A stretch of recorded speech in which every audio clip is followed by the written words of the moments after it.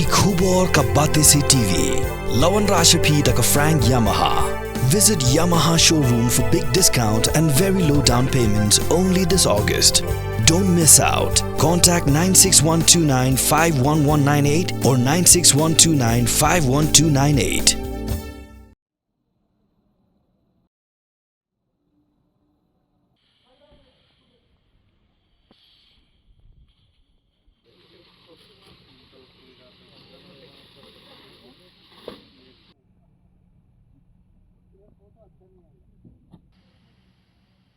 Ka Land Port Authority Dauki ka Tnat Custom bat kisipai BSF ha ka arpun ritarik unailar arjab sau kibla khanra ha Land Port Dauki ya ka wai ka bos nari Bangladesh ka bajuan kamai sisin chiteo na nongba Dhaka Shillong kilalap ya artli kibenta bala buri hapo ka bos shibun ba kitiar kitar ki bakantop ya ki jain sari ki mobile phone ki tiar rupa ki tiar mobile ki machine nyopisa lembat ki weipat ki jatiar ka Superintendent jong ka Tnat Custom ka Kongklara nongrum ha ukurwo kala pentip ba halor kani ka jingyo Kurup la kemno ya laingot ki nong Bangladesh na ka benta ban pelong susu ya ka jingto kit kat ba ya arpu prangot ki brio ki badan hapo ka bos la penbyang ya ka bam gadi lembat ki weipat ki jingdon kam da ki bor ba de khmi jong ka Land Port bat hadin kata la penphai byang ya ki shari Bangladesh lingba ka jaka khaput jong ka India Bangladesh u manager jong ka Land Port Authority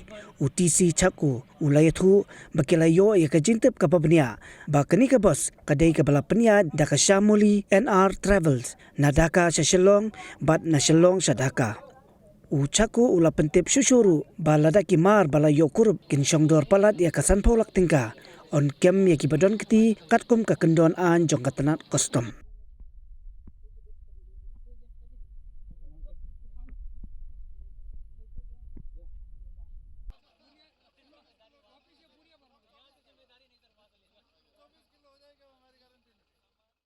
Secret information that this bus which is coming from Samoli Travels, which is coming from Dhaka to Shillong and back, both incoming and outgoing, they carry some contraband items. So accordingly we had a check and we could detect two secret chambers underneath the chassis and by the side of the boot, and we recovered those items whatever we saw.